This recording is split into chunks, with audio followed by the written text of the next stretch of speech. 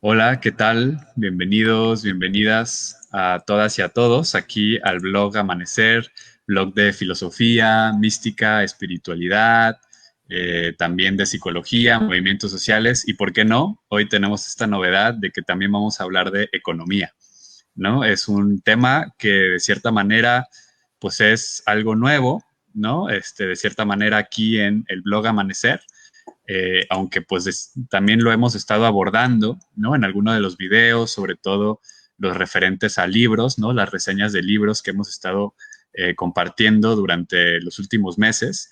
También, pues es como interesante señalar que no hemos contado mucho con la participación de pues estos compañeros y compañeras que en este caso sí vamos a tener presentes el día de hoy. Les platico rapidísimo, pues, de qué se va a tratar este espacio. Este es un conversatorio titulado ¿Por qué hablar de economía hoy? Y su objetivo es justamente reflexionar en torno a el fenómeno económico, pero no en un sentido, digamos, eh, erudito, no en un sentido de grandes expertos y expertas, lo cual no quita de que quienes están aquí el día de hoy son personas que están apasionadas por este tema y que por lo tanto pues se han metido a conocerlo de fondo y lo están estudiando, pero a lo que voy es que no es un panel, no es una cuestión de a ver quién tiene la razón, sino que justamente se trata de compartir un poco la experiencia personal de cada uno, de cada una y su propio caminar. En ese sentido, pues quise invitar a tres amigos y amigas que pues he conocido a lo largo de este caminar de la reflexión. Voy a darles más bien la palabra a ellos y a ellas para que se presenten en sus propios términos. Ya nos dirán su currículum o lo que les gusta, qué sabor de helado es su favorito, lo que ustedes quieran. Ahora sigue compartirnos, es más que bien recibido. Entonces, si les parece bien, me gustaría invitar a Chapuz. Si tú te quieres comenzar presentando, te escuchamos con gusto. Bueno, Elías, pues gracias por invitarme, primero que nada. Y bueno, a los que nos están escuchando, bueno, mi nombre es Eduardo Chapuz. Estudio la licenciatura en la Economía en la Universidad de Monterrey. Voy a cuarto semestre y mis temas de interés se centran en desigualdad económica, economía del comportamiento y política macroeconómica. Muchísimas gracias, Chapuz. Bienvenido desde Monterrey y Tampico. Solo para decirles que, bueno, Chapuz fue mi alumno cuando él estaba en la prepa, ya hace algún tiempo. Y entonces es un gusto, ¿no? Como este gusto que le da a uno cuando ya se da cuenta de que va envejeciendo y que sus alumnos de prepa comienzan ya a ser profesionistas, pues sí es como que chale, ¿no? Pero bueno, se pone bueno el asunto, también da mucho orgullo. Entonces ahora pues invitar a Martina, que justamente la conozco por medio de Chapuz. Entonces si nos quieres, te quieres presentar poquito y avisarles que quizás noten un acento que no es el mexicano, pero va a ser un gusto escucharte también. Bienvenida. Bueno, hola. Me llamo Martina Abduca, soy de Argentina, de la provincia de Córdoba. Estudio licenciatura en Economía como Chapuz en la Universidad Nacional de Córdoba. Estoy también dentro de una agrupación estudiantil que se llama Ante Todo Libres y estoy muy agradecida por la invitación a este vivo y espero que podamos discutir los temas de por qué es tan importante hablar de la economía, más que todo en mi país que ha sufrido muchas crisis de este tema. Muchísimas gracias, Martina. Creo que va a ser muy interesante lo que tú nos puedas compartir para contrastar la realidad quizás mexicana de la cual César y Chepuz nos van a poder brindar información más cercana y lo vamos a poder, como te digo, contrastar con lo que tú nos puedas compartir. Bienvenida. Y bueno, finalmente y no menos importante, pues pasarle la palabra a César, que te presentes, nos cuentes un poquito de ti. Te escuchamos. Bienvenido. Hola a todos. Bueno, pues mi nombre es César y yo estudio el doctorado en Ciencias Económicas en la UAM Xochimilco, en la Ciudad de México. Y bueno, entre otras cosas, me dedico, digamos, a mis líneas generales de investigación son igual la economía de la desigualdad, principalmente en modelos heterodoxos, post-keynesianos, con algo de mezcla de marxismo y economía ecológica, y también me dedico a hacer economía ecológica y a difundirla. Entonces, digamos, esos dos son mis líneas de investigación que actualmente realizo, y pues un gusto y un placer estar aquí con Martina, con Chapus y contigo, Elías, y pues muchas gracias por la invitación. Muchas gracias a ti, César. Aquí las historias se movieron un poco. Yo fui el que fui alumno de César en un curso que él impartió, solo que yo no estaba en la prepa. Creo que no nos sacamos mucho, por cierto, de edad, pero, pero justamente a partir del curso que tomé con César sobre economías sustentables, ¿no? Y heterodoxas y demás, pues surgió un poco esta inquietud de abordar un conversatorio aquí en el blog Amanecer. Y bueno, pues aquí estamos. Antes de empezar con el asunto, pues también me presento rápidamente. Yo soy Elías González y pues estoy aquí en el blog Amanecer. Yo más bien estoy la rama del pensamiento filosófico y de la reflexión sobre las religiones y la mística, pero pues estos temas me competen también, y entonces por eso estamos aquí como armando estos espacios. Decirles a todas y a todos quienes están escuchando en vivo que pueden comentarnos, nos pueden dejar, como aquí Luciano Ayón, que nos dice hola, pues algunos saludos, se los vamos a regresar, por supuesto, pero también y sobre todo, si tienen alguna pregunta o algún comentario sobre alguna locura que estén escuchando y que quieran decir, no, no, no, ¿cómo? Entonces, pues aquí los vamos a recibir de muy buena gana, sobre todo si tienen alguna pregunta directa para alguien de quienes está comentando. Pues bueno, les comparto rápido también la inquietud de este espacio. Surge a partir de que creo que la palabra economía es una de esas palabras que significan todo y nada, ¿no? Que pueden utilizarse para una y millón de cosas, y justamente existe algo que uno puede estudiar en la economía, en la universidad, ¿no? Puedes estudiar economía, pero al mismo tiempo es un ámbito que hoy por hoy está dominando la sociedad, para bien o para mal. Podemos llegar a una crítica al respecto, pero que lo que no podemos dudar es que forma parte de la cotidianidad de las personas, ¿no? Entonces, mi primera pregunta, ¿no? Que sé que no la van a ustedes responder como manual, sino como más desde su experiencia, sería, primero, pues, ¿qué entienden ustedes o como qué les llamó la atención de la economía? O sea, que, por eso les digo, no una definición de manual, sino qué es eso del ámbito económico que les hizo dedicar su caminar de estudios y laborales a eso, ¿no? Entonces, ahora sí que libremente, no sé quién quisiera iniciar aventando un poquito esta pregunta.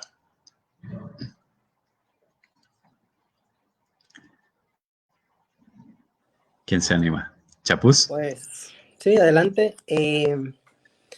Así lo que me llamó primeramente la atención fue cuando tú precisamente me estabas dando clase, Elías, una plática de la Ibero, me acuerdo que era, en donde nos dieron un acercamiento a lo que significaba la carrera. Nos dieron un acercamiento muy general de la economía, y aún así el hecho de que fuera muy general ya te da una idea de todas las ramas, de todo el universo que significa y de todos los lugares a donde puedes trabajar, a lo que te puedes dedicar estudiando economía. Y creo que eso fue lo que más me llamó la atención de la carrera, lo que fue el punto. Digamos que a ti lo que te interesó fue como esa amplitud, ¿no? Que abarca este campo, un poco. Exacto. Muchas gracias. Vi que Martina estaba dispuesta Sí. también a participar. Te escuchamos. Sí, no encontré el micrófono, por eso no. Bueno, lo que a mí mi inquietud sobre la economía fue, más que todo, cuando llegué al secundario, el tercer año del secundario, ya Argentina había entrado en una crisis bastante grande, cambio de gobierno, habíamos entrado como que en deuda con los holdouts, habíamos pagado y habíamos también pedido al Fondo Monetario Internacional también otro desembolso de deuda, entonces, bueno, inflación, todo. Entonces, en mi casa y prácticamente también mi familia sufrió mucho ese tipo de crisis. Y bueno, todos mis compañeros del colegio también. Entonces, a mí lo que me inquietó mucho es por qué, o sea, por qué pasamos esto, por qué pasa esto. Entonces, cuando pasé a cuarto año, que es la especialidad del secundario, yo elegí economía. Entonces yo tenía un profesor de economía que discutíamos, que debatíamos todo el tiempo sobre las crisis de Argentina, tanto actuales como las del pasado. Entonces yo iba como que atando cabos de lo que pasaba y tenía que ver con lo que pasaba ahora. Entonces esa inquietud iba como que creciendo y creciendo y bueno, llegó a que yo a fin de año del secundario me quisiera dedicar a la economía para también investigar de trasfondo todo lo que es la macroeconomía, qué pasa con la inflación y todas esas cosas. Para mí fue más que todo una experiencia propia la que me llevó por el camino de la licenciatura en economía. Órale, muchas gracias, Martina. Fue, ahora sí que, como bien dices, una experiencia, o sea, fue algo que surgió pues ahora sí, de tu propia historia, ¿no? Que te fue interpelando y dijiste, pues yo quiero responder un poquito a esta problemática, quiero entenderla, por lo tanto te interesa mucho el ámbito de esto que se le llama, ¿no? La macroeconomía. Ya nos podrán platicar un poquito más qué es eso. Pero por ahora, pues pasarle el micrófono a César para que nos cuente también su experiencia. Sí, bueno, yo en realidad no soy economista de formación.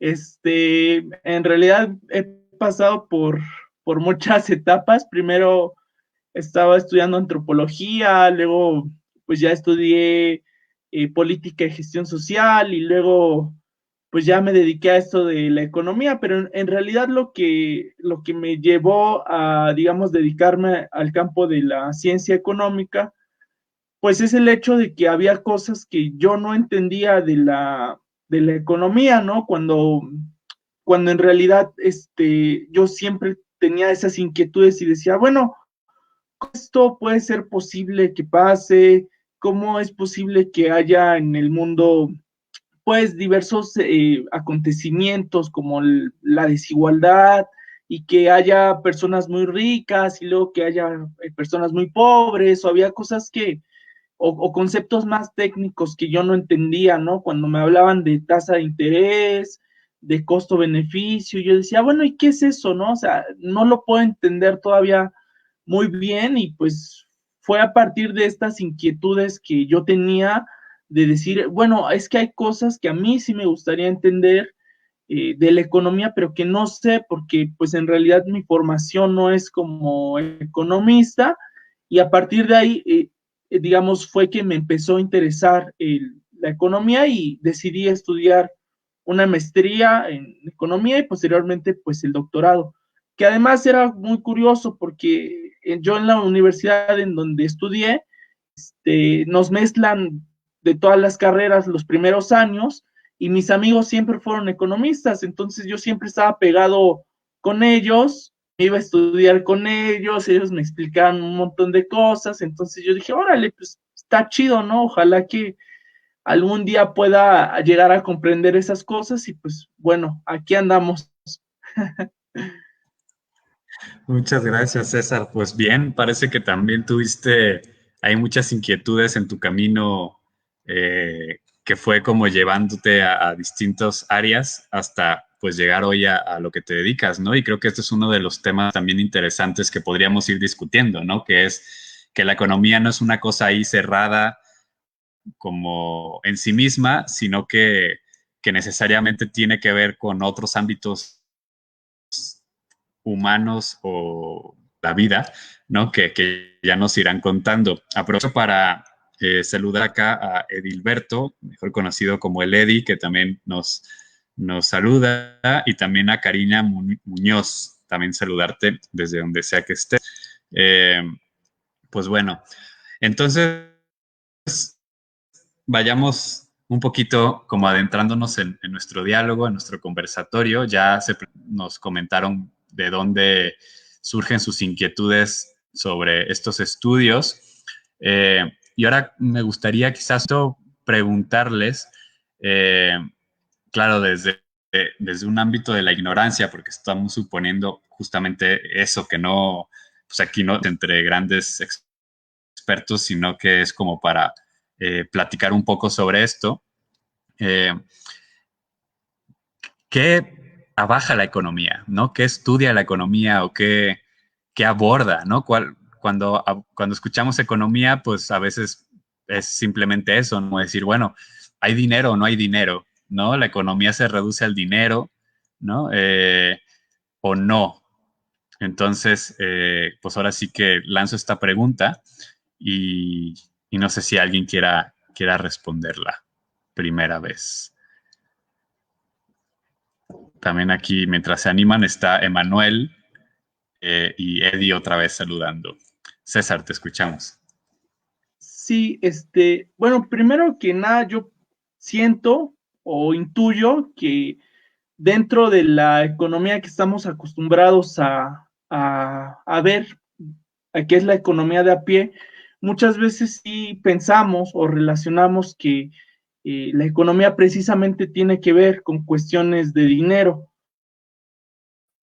Lo cierto es que sí algo tiene que ver, pero no es todo, ¿no? Digamos, tiene que ver con las relaciones de intercambio que se dan entre personas.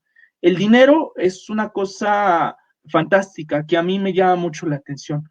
Para los economistas clásicos, por ejemplo, Smith, Ricardo, Cantillon, Malthus, pues veían que el dinero era una cosa que no importaba dentro de la economía. De hecho, en la obra de Smith hay un párrafo en donde dice, las personas de a pie suelen confundir la riqueza con el dinero, cuando en realidad el dinero simplemente nos sirve como medio de cambio para realizar nuestros trueques. Y entonces es ahí justamente en donde viene el trasfondo de la economía, ¿no? Pensar que el dinero simplemente es como un aceite que permite que el engranaje de la economía gire, pero realmente no es la maquinaria. Entonces, me parece a mí que comúnmente sí se puede asociar a la economía como tal, como algo monetario, cuando en realidad va más allá, ¿no? Para mí no estaría encuadrada simplemente en el dinero o en indicadores que miden la productividad o que miden el nivel de empleo o algunas otras variables, ¿no? Como la tasa de interés, la inflación, sino para mí es más bien un sistema que se encuentra, o más bien un subsistema que se encuentra del sistema social, porque la economía la hacen las relaciones humanas. ¿Puedo seguir yo? Adelante. Permiso. Para mí, bueno, también citando a mi profesor de principios de estructuras de la economía, que la economía es más bien una ciencia social, como la definía mi profe de economía. ¿Por qué? Porque no mide solamente, bueno, yo te doy, por ejemplo, en peso argentino, 2 pesos y vos vas y le compras 2 pesos. No, va más allá. ¿Por qué yo te doy los 2 pesos? ¿O cómo va a reaccionar el demandante si te pongo esta marca o si te sube tu ingreso o baja el precio o sube el precio? Entonces, tiene más que ver con las relaciones humanas, cómo reacciona también el ser humano, y me parece que la economía, más allá de que estudia así, no es una ciencia dura que estudia solamente números, plata, tasas, porcentajes, sino también es como una ciencia social que estudia la reacción que tienen las personas ante cambios económicos. Ese es mi parecer.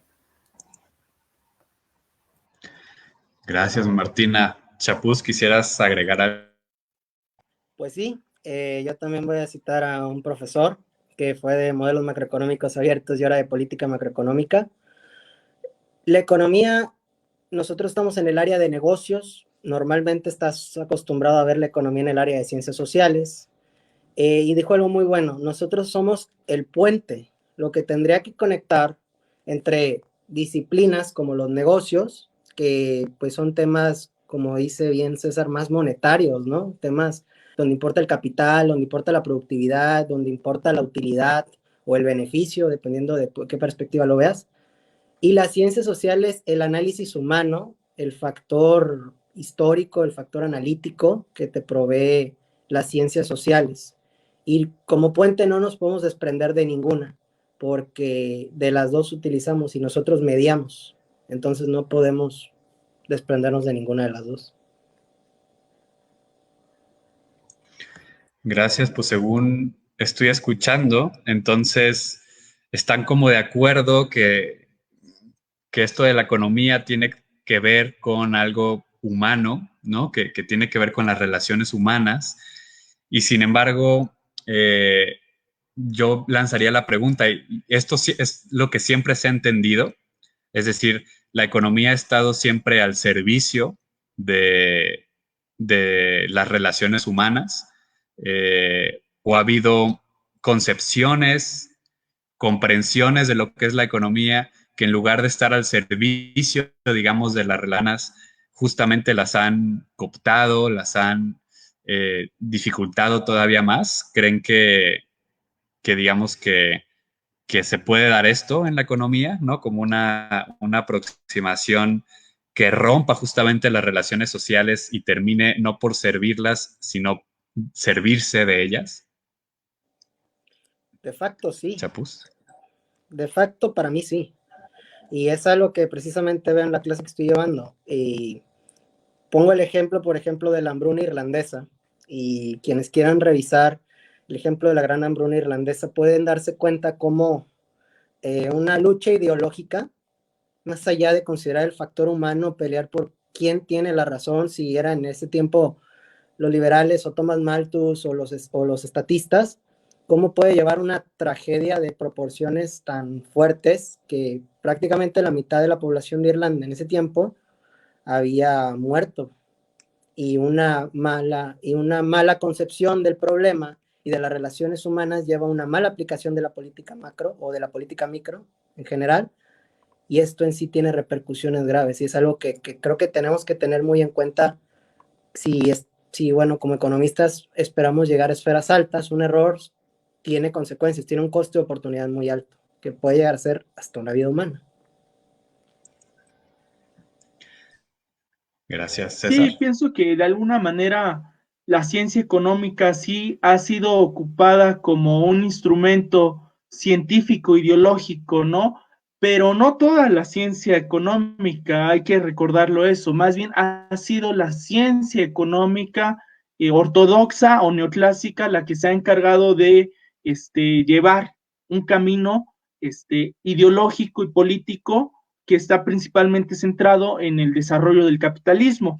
Esta ciencia, por ejemplo, la neoclásica que surge a finales del siglo XIX, pues surge precisamente que la economía clásica ya no iba a explicar el desarrollo del capitalismo y en cambio la neoclásica encontró una muy buena justificación a través de la teoría de la productividad marginal y fungió justamente como un instrumento científico ideológico para el ulterior desarrollo del capitalismo, y vemos que en esa época, que es cuando surge la crítica a la economía política realizada por Marx, pues es totalmente desechada, porque a pesar de que sí explicaba completamente el capitalismo, no servía como un instrumento científico ideológico para el ulterior desarrollo del capitalismo.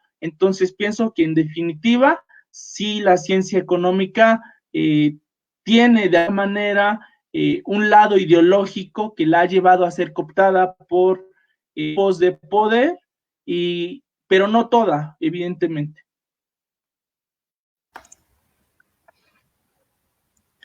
Sí, Martina.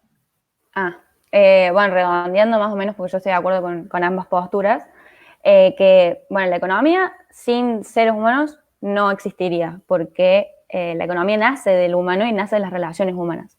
Entonces, como cada ser humano tiene su propio entendimiento sobre la economía, hace las ideologías. cada ser humano tiene su propio grupo de ideas. Y eso concuerdo con Chapuz, que han habido guerras ideológicas que han llevado a la muerte de muchas personas. Entonces, sí, o sea, la economía nace del ser humano, de las relaciones humanas. El ser humano se sirve de estas ciencias económicas, pero como también bien dijo César, no es siempre así, sino como que también hay dificultades entre las ideologías o cómo hacer las cosas que hace que haya este tipo de desacuerdos y problemas y fallos económicos.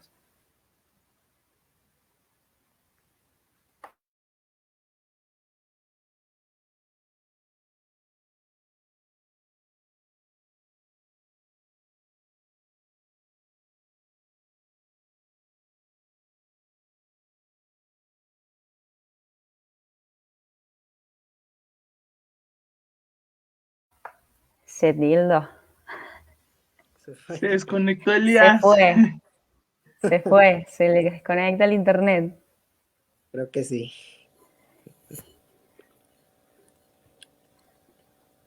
¿Quién toma el mando ahora? No tengo idea.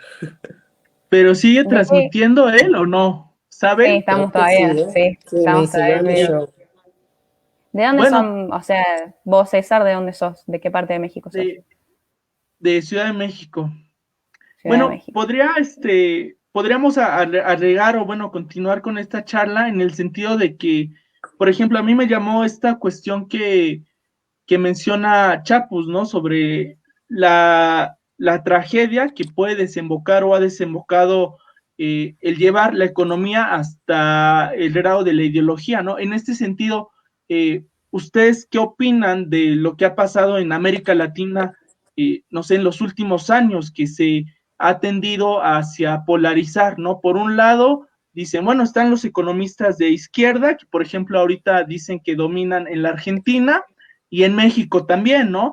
Y esta reunión que se ha hecho entre los presidentes, dicen, uff, es el nuevo comunismo, es no sé, la nueva era de la URSS latinoamericana, pero ¿qué opinan? ¿Realmente están de acuerdo en estas posturas y en este tipo de personajes que luego salen a la luz, ¿no? Personajes latinoamericanos, como Gloria Álvarez, o hay otro tipo argentino que también le tira mucho a Keynes y a no sé qué. O ¿Milei? sea, realmente, ¿qué opinan, no? Al respecto, ¿piensan que sí ahí se ve reflejada la cuestión ideológica de la economía o es más una cuestión que obedece a intereses? Creo que el principio, el origen, sí puede obedecer a ciertos intereses, pero lo que a mí me sorprende es al grado que llega, ¿no? Y a mí me enseñó una frase de Paul Krugman, que es: aquel que tacha una teoría económica como inaplicable y se desentiende de esta, solamente está usando una excusa para no aprenderla ni leerla. Y eso es lo que pasa precisamente con los personajes que bien me comentas, que algunos de los seguidores, e incluso los propios personajes originales, no han leído del todo, por ejemplo, la teoría general del interés y el dinero. He visto que tachan a Keynes de socialista, y una de las posturas de Keynes es que para estimular la DA, o sea, la demanda agregada, hay que bajar los salarios reales. Y eso, pues no es nada socialista en realidad, o sea, siguiendo la teoría dura, ¿no? La teoría doctrinal. Entonces, es como un desentendimiento y una sobreinformación desde mi perspectiva, que se pierde la misma esencia y sobre todo, yo lo puedo atribuir a un divorcio que se ha empezado a dar entre la economía y la ética, que de hecho hay un ensayo muy bueno sobre el Homo economicus respecto a eso. Yo, bueno, atribuyendo lo que dijo Chapuz, antes habíamos hablado con él sobre, bueno, porque nosotros después de la primera charla que tuvimos, mantuvimos el contacto, entonces nos dimos cuenta que los liberales de mi país, que como Milei, como Espert, o todos esos personajes de Argentina, en realidad no tienen ideas tan locas como se piensa. ¿Pero por qué? Porque acá en Argentina hay mucha restricción. Entonces, lo que se vive en México, por ejemplo, no es lo mismo que se vive en Argentina. Entonces, el socialismo de México no es el mismo, el socialismo de México, en realidad, entre comillas, no es el mismo que se vive en Argentina. O sea, con Chapuz estuvimos comparando qué hay acá, qué hay allá. Él se sorprendía que, por ejemplo, hablando así de empresas, ellos están plagados de la marca Zara, por ejemplo, y acá tenemos uno solo que está en Buenos Aires y es súper exclusivo, no sé qué. Entonces hay como mucha diferencia entre cómo se vive en un país el socialismo, cómo se vive la ideología y cómo se vive en otro país o cómo se aplica en otro país. También, hablando del tipo de los intereses, o sea, que, por ejemplo, mi presidente sí tuvo, o sea, al adquirir el poder, sí tuvo sus propios intereses y actuó bajo sus propios intereses. ¿Pero por qué? Porque antes de las elecciones, él desestimó todo el gobierno anterior al de Macri, o sea, el kirchnerismo, que habían hecho mal esto, que había que achicar la cintura política, bajar los impuestos, porque había muchas restricciones al campo, porque había esto, porque había el otro, y después, oh sorpresa, en 2019 aparece junto con la presidenta Cristina Fernández, que la había desestimado totalmente y después aparecía en la misma fórmula. Ahora este mismo presidente, a partir de sus intereses, pone todo lo que dijo que estaba mal, lo hace. Más impuestos, más restricciones al campo, bajas en el salario real, desempleo, economía informal. Entonces, el interés del presidente se cumplió. O sea, el presidente hizo todo lo que dijo que no iba a hacer, lo hizo. Entonces, es como que sorprendente cómo se vive o sea, cómo es el socialismo mexicano y cómo es el socialismo argentino. Pienso que aquí Elías nos puede dar una pauta más general de él como filósofo, porque justamente pienso yo que en la actualidad la ciencia se ha ocupado como un instrumento político-ideológico para justificar ciertas acciones. Y en esto me viene a la mente esta frase de Johan Robinson en los años 60, cuando escribe su libro de Energías Económicas, que dice que la economía se ha transformado en la nueva teología, recordando que en la Edad Media la teología evidentemente fungió como el centro del hombre, que se regía el hombre a través de la teología, y ahora es la ciencia, pero evidentemente la religión y la ciencia podrían tener un vínculo similar y una función similar como la que vieron, no sé, en la Edad Media. Esto es una pregunta para Elías, ¿no? Porque él, digamos, tiene más conocimiento con respecto a este tema. Gracias, César. Qué fabuloso cambian los roles y las aventuras en estos conversatorios. Se me fue el internet por unos segundos y fascinado de escucharles que agarraron el vuelo y entré y ahora hay una pregunta para mí. Con todo el gusto podemos seguir como discutiendo todo esto. Yo estaría de acuerdo, ¿no? Es filosóficamente un gran problema y yo partiría justamente de que, claro, ¿no? Es que el asunto es que no solamente la economía, sino que la mera noción de ciencia va a surgir con la modernidad, ¿no? O sea, tenemos ya desde, claro, es un poco cliché, ¿no? Echarle toda la culpa a Descartes, pero digamos ya con todo el esfuerzo, ¿no? Que tiene el conocimiento cartesiano, ¿no? De buscar una certeza clara y distinta del conocimiento, ¿no? Y cómo comienza, ¿no? A surgir de cierta manera, hay una transformación en las ideas y esto es como muy interesante. Claro que hay muchas explicaciones, pero hay un concepto filosófico que quizás es de los pocos conceptos filosóficos judíos que tiene Occidente, que es el concepto de la contingencia. Casi todo el resto de los conceptos filosóficos del llamado Occidente son griegos, ¿no? Incluyendo la palabra economía, que esa era una de mis preguntas, ¿no? ¿Qué onda con la economía como el cuidado de la casa de Aristóteles? ¿Tiene algo que ver con la economía clásica? Esa es una de las preguntas que surgiría posteriormente, pero siguiendo este orden de ideas, lo que tiene como novedad la noción de la contingencia es que el mundo no está dado, sino que depende de la voluntad divina, ¿no? Es decir, el mundo existe por un acto de voluntad divina y continúa existiendo por un acto de voluntad divina. El mundo no es necesario, no hay necesidad en el mundo, sino que es un capricho de Dios, por decirlo así. Si lo decimos en términos teológicos bonitos, es por el amor de Dios, ¿no? Pero entonces eso significa que el mundo está en las manos de Dios y cuando se sacraliza la modernidad y se sacude la teología, entonces el mundo deja de estar en manos de Dios para estar en manos del ser humano, ¿no? Que es el que viene a suplir a Dios como el principio operador del cosmos, ¿no? Y entonces ya no es solamente que la teología era, digamos, servía a un propósito divino, la ciencia sirve a un propósito netamente humano, ¿no? Que es en buena medida, y aquí es otro de los grandes temas que podemos discutir, pues sus nociones de vida buena, que la modernidad pues se lanzó, como decía Bolívar Echeverría, a una lucha por liberarse del yugo de la escasez, ¿no?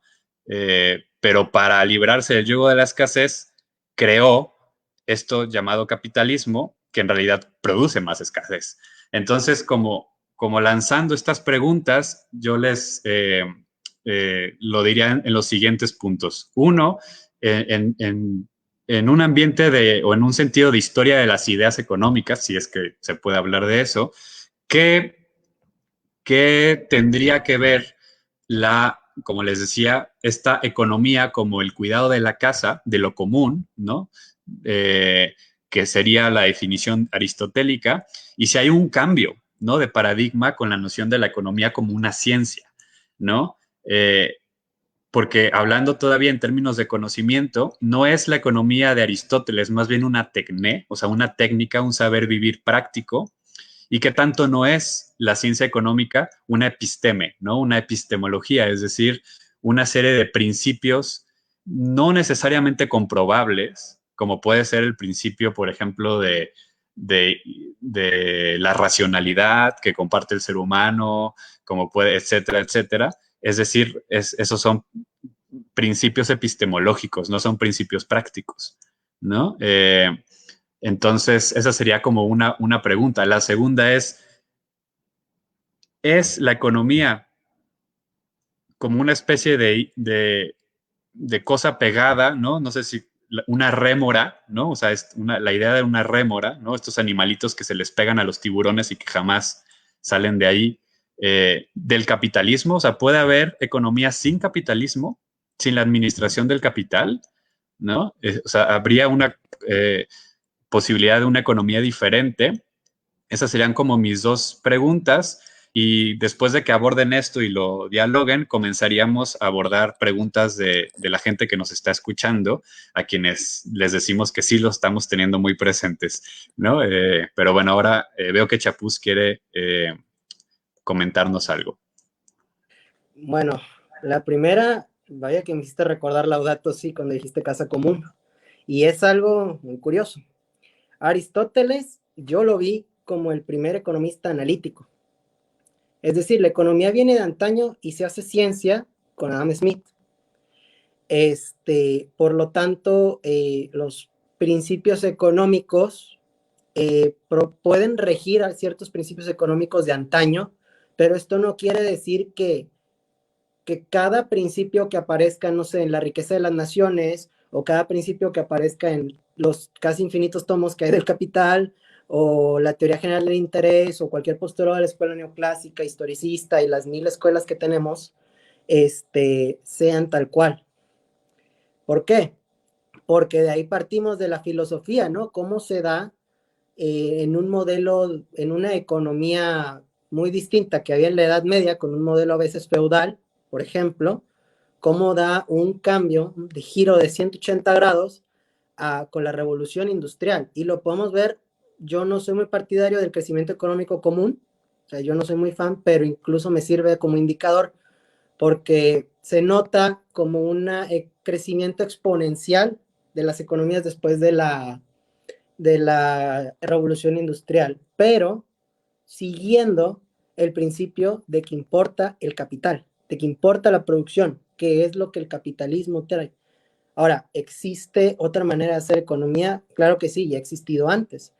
Y pongo la lucha que hubo durante pues, la época de las colonias en Latinoamérica y en África, sobre la lucha entre mercantilismo y capitalismo, que el mercantilismo se basa más que nada en el comercio y el capitalismo en la producción. Entonces, ahí se ve como, pues llamémoslo ahora sí que una lucha de gigantes, ahora sí que, y vemos quién es el que gana, ¿no? ¿Quién es el, o sea, tenemos esa concepción de que el que gana, del que se impone, es el mejor. A mi vista es errónea, porque como dije, si desprendemos la ética de la economía, se llegan a hacer cosas muy malas, y aquí, o sea, aquí tengo el ensayo de Adam Smith, donde dice, la economía está al servicio del bienestar dentro de un contexto de justicia social, ya que como último término nos encontramos la realización de los individuos en libertad. Y para que ello sea así, tal y como reconoce Smith, la ley y la responsabilidad social preceden al mercado. Por consiguiente, cuando se habla de pensamiento de Adam Smith, se debe de poner en relieve no solo la relativa orientación social, entre comillas, del interés propio, que es este concepto de que no es la benevolencia del carnicero, del textilero, del panadero, sino por su propio interés que tú puedes beneficiarte, sino también las necesarias instancias de control como la justicia, y que el interés propio necesita en el orden social para que sea realizable un sistema de libertad. Y ahí es donde pasamos, por ejemplo, a ser homo economicus, de lo que criticabas a veces, por ejemplo, del coaching, del tú puedes al tú debes, porque así es donde vives, así es el sistema donde vives, y así lo tienes que ser. Muchas gracias, ¿no? Están muy interesantes las reflexiones que nos mandas. No sé si Martina o César quieran como colgarse de aquí y continuar comentando esto. Sí, Martina.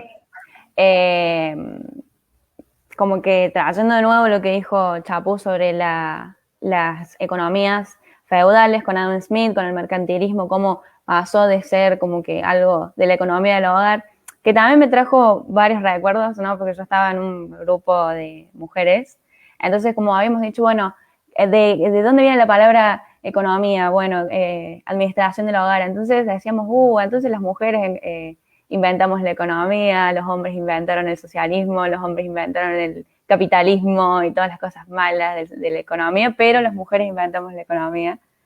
Me vino el recuerdo de esa charla que tuvimos así entre mujeres.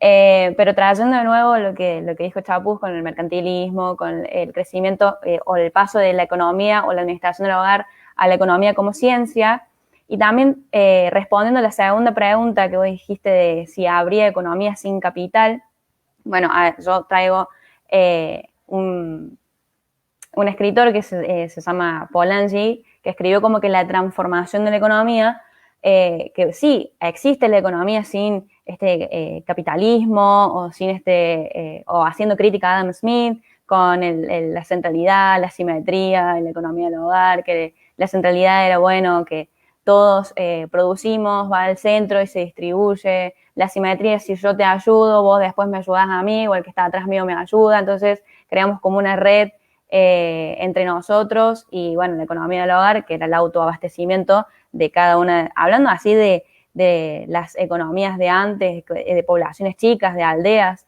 Entonces, respondiendo a su pregunta, sí hubo economías sin la existencia del capital, pero en la actualidad no sé si se podría llevar a cabo, porque el capitalismo, bueno, es la administración del capital, la acumulación del capital, y a partir de ese capital la inversión, que genera riqueza, que genera como que la economía sea grande para que alcance, por así decirlo, la torta para todos. Entonces, para mí, sin capitalismo no habría economía. César, ¿qué nos dices al respecto? Sí, Muchas gracias, Martina. Bueno, primero partir de la pregunta inicial que haces y de las reflexiones que han hecho Martina y Chapus, y posteriormente voy a continuar la reflexión a lo que decía, lo último que dijo Martina.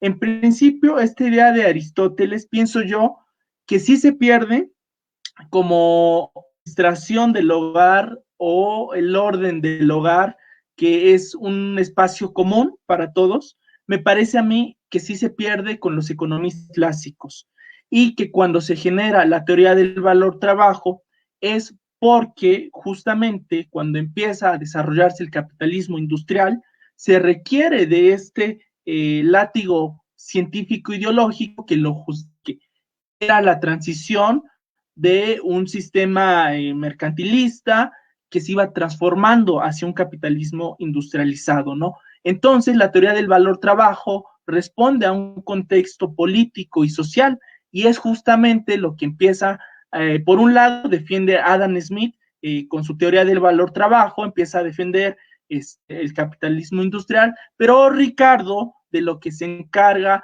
es de demeritar a los rentistas. Él no quiere a los rentistas y se encarga de darles el golpe final con, digamos, el afinamiento de la teoría del valor trabajo.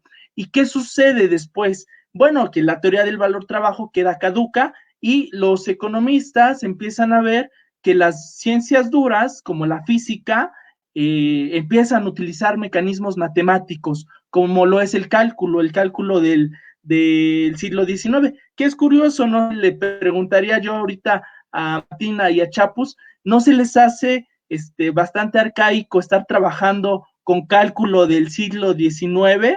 O sea, es una cosa bárbara. Que economistas en el siglo XXI trabajando con herramientas del siglo XIX es como de locos, ¿no? Bueno, en fin, continúo. Y justamente el tomar a la ciencia física y específicamente a la teoría mecánica que abarcaba la ley de la conservación de la energía. Ojo, que no es la entropía, porque la entropía ya es otra rama de la física, que es de la termodinámica, sino que más bien cuando la economía toma a la ciencia mecánica de la física para construir su modelo, es ahí en donde justamente se empieza a perder los vínculos humanos que tenían. Por lo menos los clásicos reconocían en sus escritos que la sociedad era asimétrica, que la producción estaba dirigida por una clase dominante, que eran los empresarios o los capitalistas, pero ya cuando surge la teoría de la productividad marginal, que es una copia del modelo físico de la mecánica, pues ahí es donde en definitiva se pierden los vínculos sociales, las relaciones humanas y lo poco humano que había en la economía. Y finalmente, tomando el hilo de lo que decía Martina con respecto a Karpolanyi, efectivamente, ¿no? Hay economías que funcionan sin capitalismo. ¿Y qué es lo que ve Karpolanyi? Precisamente sus conceptos de mercancías ficticias y el concepto de doble movimiento va a ser lo que va a impulsar a la economía, específicamente a la economía ortodoxa, con estos dos conceptos. Claro, bien, el trabajo, la tierra y el dinero son mercancías ficticias. ¿Por qué? Porque no son producidas, es decir, no dependen de un proceso productivo, pero el capitalismo las hace ver como mercancías y las mercantiliza. Lo que ha hecho es mercantilizar lo humano y lo no humano, lo que viene de la naturaleza, y eso le da justamente, digamos, este papel de mercantilizar todos los bienes, y lo que le da el giro para su ulterior desarrollo dentro de el capitalismo, ¿no?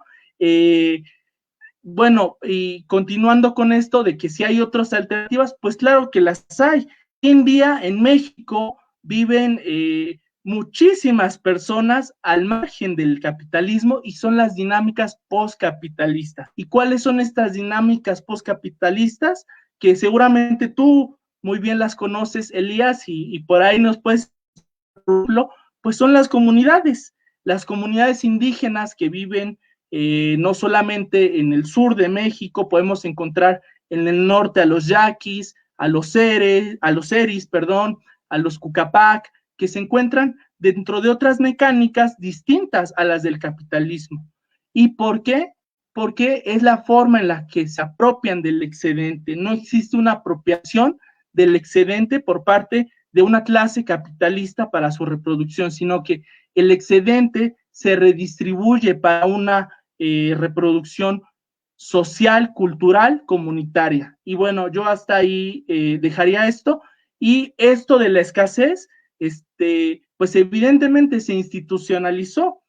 Tú, Elías, que eres experto en Iván Illich, pues evidentemente nos podrás ilustrar ahí que la escasez es una institucionalización que era necesaria para el ulterior desarrollo del capitalismo. Muchísimas gracias. Wow, César Martina Chapuz está haciendo esto bastante encendido. Estoy muy contento escuchándoles, así como creo que todas y todos quienes nos están compartiendo por acá. En efecto, es curioso porque desde, digamos, desde las reflexiones y las terminologías, por ejemplo, que yo manejaría o que yo tengo un poco más desde en mi mentalidad, yo contrapondría economía-subsistencia, ¿no? Como dos polos totalmente distintos, y donde hay economía no puede haber subsistencia, y donde hay subsistencia no puede haber economía. Pero justamente por eso me gusta este concepto o este comentario que les ponía hace un momento de Marifer Ortega Valdés, a quien saludamos y agradecemos muchísimo que estés acá con nosotras y nosotros. Y ella dice, la economía, ¿no? Así entre comillas, como yo interpreto como, bueno, esa cosa que quién sabe qué sea, pero que aquí estamos discutiendo, no tiene una dimensión natural, nos dice. El desarrollo de las economías no tiene como principio evolutivo el desarrollo del sistema capitalista. Este tiene sus contradicciones, se transforma al ritmo de la dinámica social, además hay formas de vida social fuera de esta lógica, por lo que es posible considerar otras vidas sociales no capitalistas, que creo que es justo lo que han estado ustedes también subrayando, que en efecto, ¿no? Las comunidades en resistencia han estado como sosteniendo y resistiendo desde allí, ¿no? Por ahí está esta palabra que viene más bien de Brasil, que ya ni siquiera es la resistencia, sino la reexistencia, ¿no? O sea, creando nuevas existencias a partir de otros modos de cuidar la vida, que quizás, por no llamarlas no económicas, porque bueno, ahí ya es un debate, sino quizás por lo menos no capitalistas. Quisiera recuperar las preguntas que nos lanzan aquí. Voy a surgieron dos que son directamente hacia Martina, aunque por supuesto que si César y Chapú son expertos en política económica argentina, uno nunca sabe, pueden comentar, ¿no? Y bueno, nos pregunta Pablo Arias, Martí, ¿qué consecuencias traería que Argentina siguiera su rumbo desde tu punto de vista? Y Karina Muñoz nos dice, ¿qué conflicto tiene Argentina con el campo? ¿Podrías decirnos algo sobre estos dos? Y después recuperaría la primera pregunta que nos hicieron. Eh, pero bueno, te pasamos el micrófono, Martina. No me desmute. Ahí está. Ahora sí. Yo quiero rescatar de la primera pregunta, bueno, una investigación que fue hace poco de un economista argentino que se llama Nicolás Kachanovsky, que es el profesor muy crack de la Universidad del SEMA y la Metropolitana de Denver, que dice que, o sea, hizo un estudio de la Argentina de los 100 años. O sea, la Argentina, si sigue el mismo rumbo, 100 años en adelante. Entonces, el ensayo que dice este economista es, bueno, que si las cosas siguen la misma tendencia, o sea, si la diligencia política argentina no toma reformas de fondo, en 2120 nos encontraríamos como que en una Argentina con un percentil del 61% del ingreso a nivel mundial. O sea, el 61% de los países van a tener un ingreso PBI per cápita ajustado por el costo de vida menor al de Argentina. Y hoy, o sea, a comparación del 2020, el país se encuentra con un percentil del 63%. O sea, en otras palabras, como que ya hace medio siglo, o sea, más allá de las épocas de bonanza argentina, se encuentra como que en un receso a nivel mundial. O sea que en 2120 Argentina va a tener como que un ingreso PBI per cápita menor que los países subdesarrollados como República Dominicana, Croacia, Irán.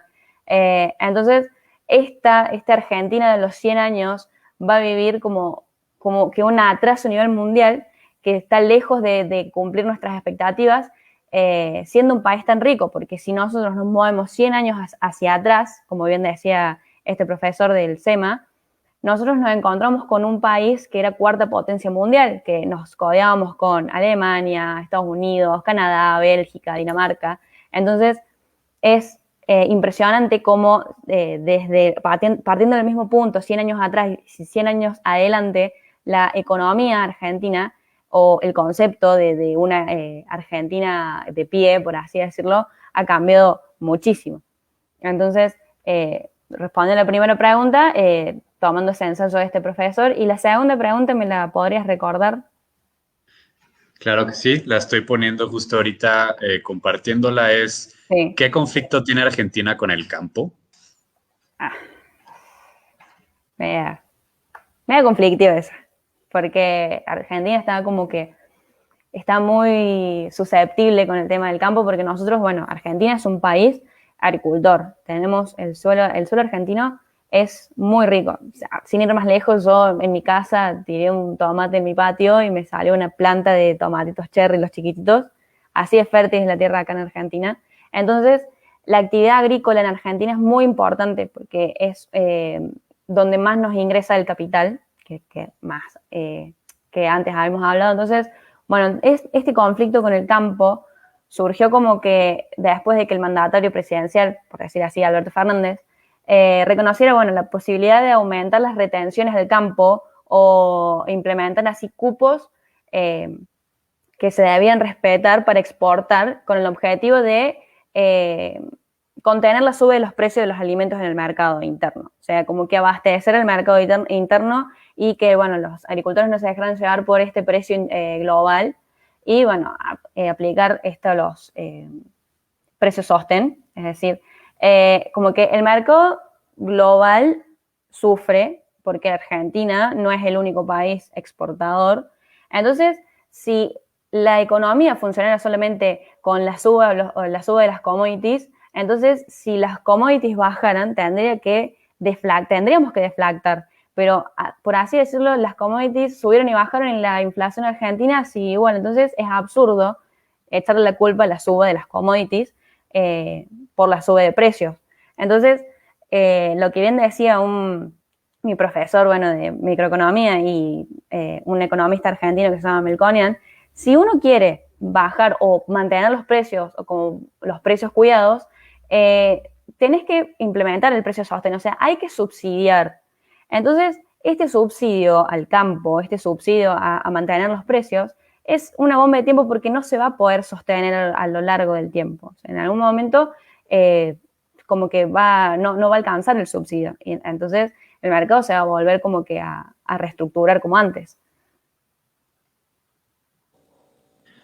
Muchísimas gracias, Martina. Pues ahí están las dos preguntas dedicadas con todo el cariño y amor desde México hasta Argentina, aquí acompañándonos en la unidad latinoamericana.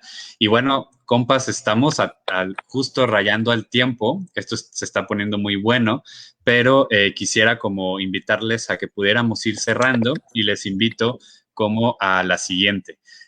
No se me olvidó, por supuesto, Marifer Ortega Valdés, tu primera pregunta. Lo que pasa es que me pareció bastante buena para lanzarla como pregunta final para que pudiéramos irnos con eso. Entonces, voy a presentarles la pregunta de Marifer, la cual va a servir como para que también ustedes aterricen si se quedaron con algo que quieren compartir, ¿no? O sea, de que ahorita escucharon a Martina o lo que sea que ustedes quieran como agregar.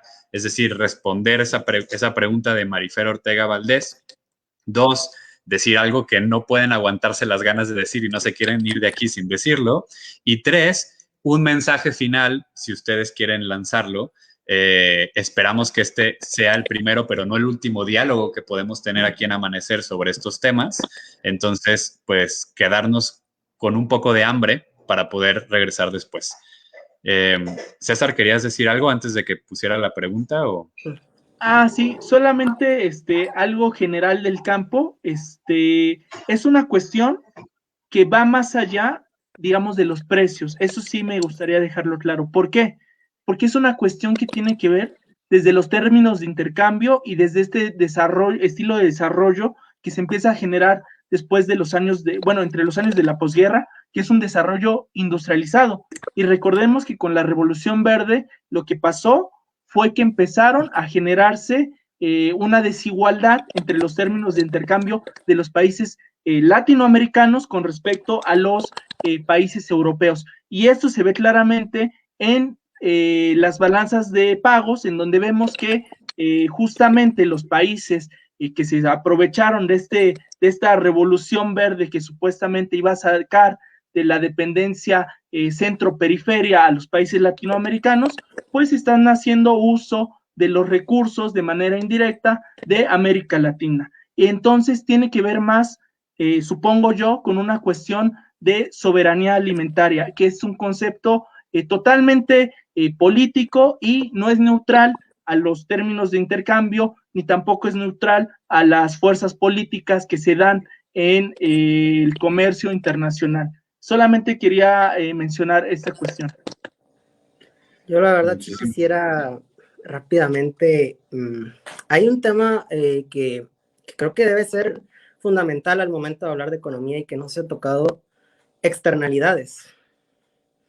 Y tiene que ver con muchas cuestiones. Primeramente, el campo genera externalidades muy positivas, primeramente viéndoles desde el ámbito más básico porque genera alimentos para la población. La cuestión, por ejemplo, que hablaba Martín en los subsidios, yo no soy experto en economía argentina, pero sí he tocado el tema a veces en las clases y hemos llegado como un acuerdo hay un dilema entre modernidad al sector del campo y explotación que viene con esa misma modernidad, pero aplicar un subsidio y en un caso muy extremo un control de precios es algo que en realidad, bueno, empíricamente en este sistema no ha tenido consecuencias positivas. Desde mi análisis, tal vez un poco capitalista, muy capitalista más bien, subsidiaría únicamente aquellos bienes que generen externalidades muy positivas, porque si no, sí puede ser una carga, una cosa que en política macro llamamos gasto corriente. Y a lo mejor puede sonar como que voy a contradecir, porque hemos hablado de autores clásicos todo el tiempo, pero quiero citar a Piketty, y dice, Malthus, Ricardo, Marx y muchos otros han hablado sobre desigualdades por décadas sin citar ninguna fuente o algún método para comparar una era con otra, decidiendo entre hipótesis competentes. Ahí es donde, por ejemplo, respondería a la pregunta César, se me hace tedioso cálculo del siglo XVI, el simple hecho de tener que llevar cálculo ya se me hace suficientemente tedioso, pero te diré algo, me encanta estadística y estoy muy ansioso por llevar econometría y es muy, muy bueno, a mí me gusta siempre lo que decía Pitágoras sobre los números, ¿no? Que tienen una esencia, no son solamente abstractos que hemos hecho, porque los mismos métodos que hemos podido ir refinando van contradiciendo a los otros métodos que nos han hecho daño. Ejemplos, el crecimiento económico común va siendo cada vez menos utilizado y siendo reemplazado por teorías como el crecimiento económico sustentable, que considera efectos en generaciones futuras, toma en cuenta el medio ambiente y considera recursos limitados. Precisamente, por ejemplo, el Laboratorio de Desigualdad Económica que dirige precisamente Thomas Piketty, habla sobre el mal uso que se le da al coeficiente de Gini para medir la desigualdad, donde te puedes encontrar con países más igualitarios como Venezuela, a comparación de México, pero no quiere decir que Venezuela sea más igualitaria que México en el buen sentido, sino en el mal sentido. Entonces, lo que hace Piketty es utilizar un modelo estadístico para que nos enseñe en proporción de la renta nacional, porque la renta per cápita también es un indicador no muy fiable, en relación a la renta total del país, del PIB, en dónde se está concentrando, en los más ricos, en los más pobres, digo a gran escala, ¿verdad? Y poniendo en términos simples.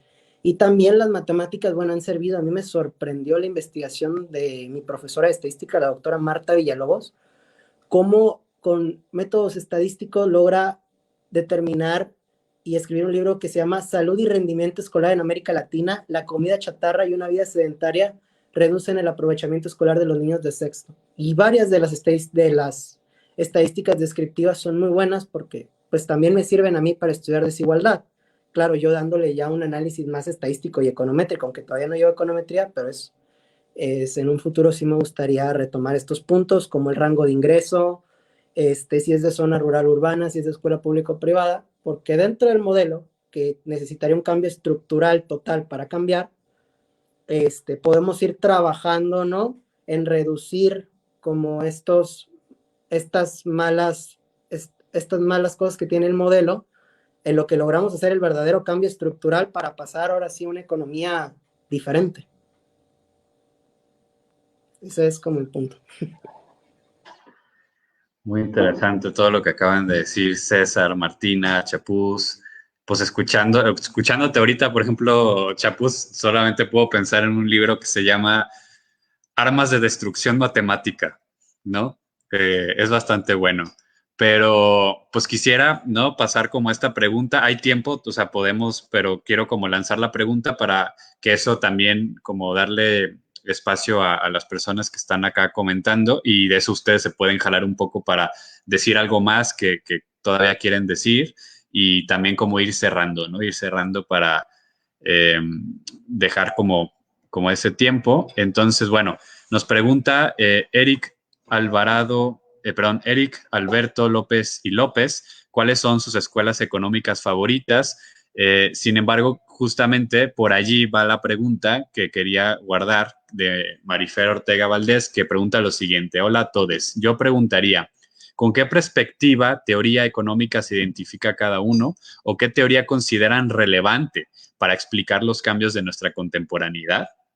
¿No? Me gustó mucho esta pregunta para el final porque creo que va, ¿no? Como aterrizando muchas cosas, sobre todo esta segunda, ¿no? ¿Qué consideran relevante? Quizás ahora sí tienen ya que salir un poco más del closet y decirnos, como poniéndose más vulnerables, ¿no? Sin poner, ya decirnos por qué, digamos, dónde quieren poner los huevos de la canasta. Y pues bueno, les escuchamos. Repito, pues tratando de responder estas preguntas, si tienen algo más que quieran agregar y pues quizás algún mensaje como de cierre para ir como aterrizando esto. Entonces, si les parece, podemos, no sé, te escuchamos Martina, que respondiste hace un rato. Sí, bueno, yo como antes les había comentado, yo como que estoy todavía en el primer año de la facultad, tengo muchas escuelas económicas que conocer, pero muchas teorías, muchos autores que todavía me faltan por leer, pero por ahora definirme con una sola ideología no estaría tanto, pero a la que más me tiro, por la que más estoy a favor, es bueno, la de Chicago con Adam Smith.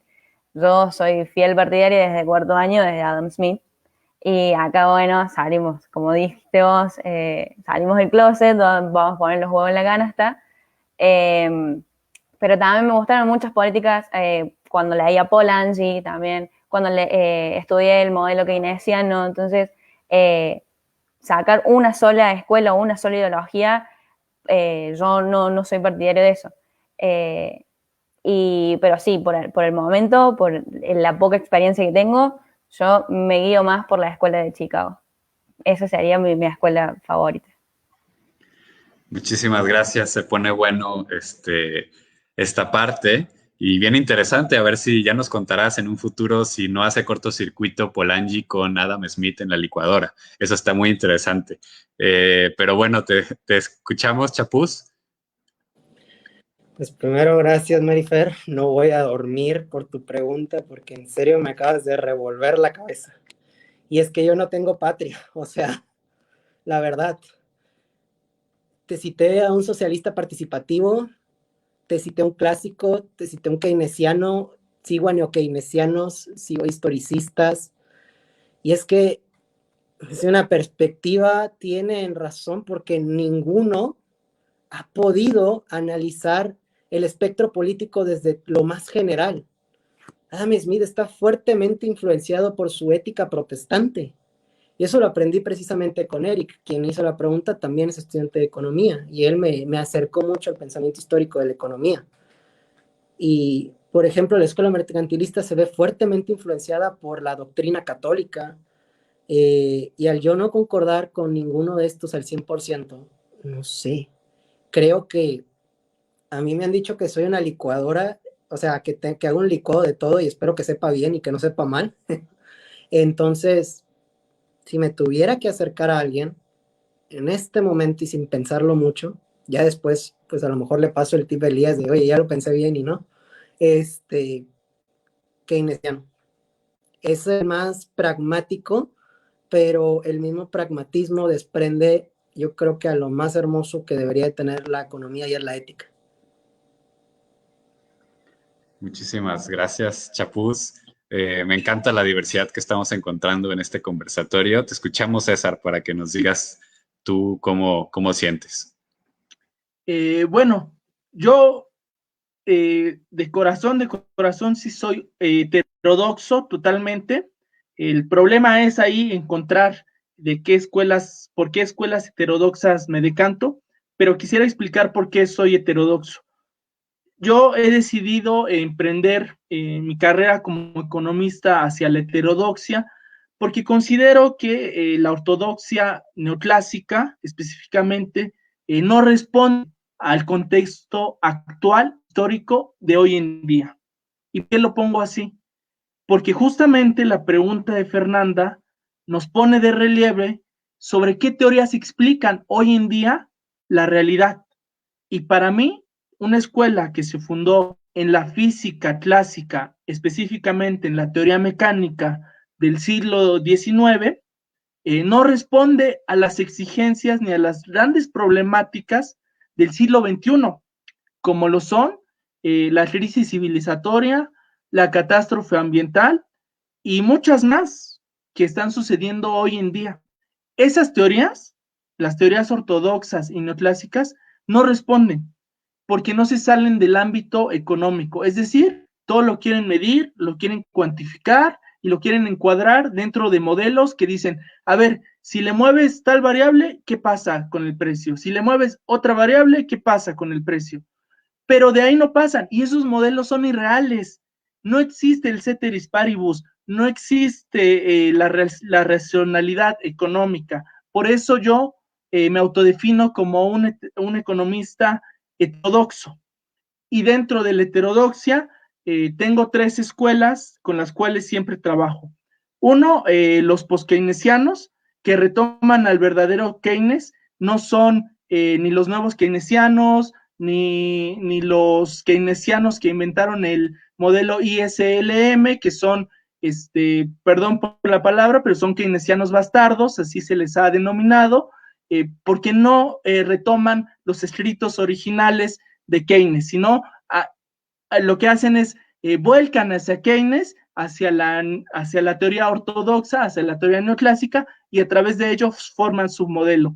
Entonces soy post-keynesiano, aplico algo del análisis marxista, porque considero que hoy en día el análisis marxista sí es vigente, porque el marxismo refleja algo que ninguna teoría económica reflejó en su momento, que es que dentro de la estructura política y social existe una lucha constante de clases y es la lucha de clases lo que da justamente, digamos, el revuelo a la historia. Entonces, por un lado, retomo esa parte del marxismo y finalmente retomo también la escuela de la economía ecológica, principalmente esta escuela de la economía ecológica desde abajo, que, digamos, la ha trabajado el doctor Barkin o que la trabaja, no sé, Martínez Alier o algunos otros economistas ecológicos, porque el problema ecológico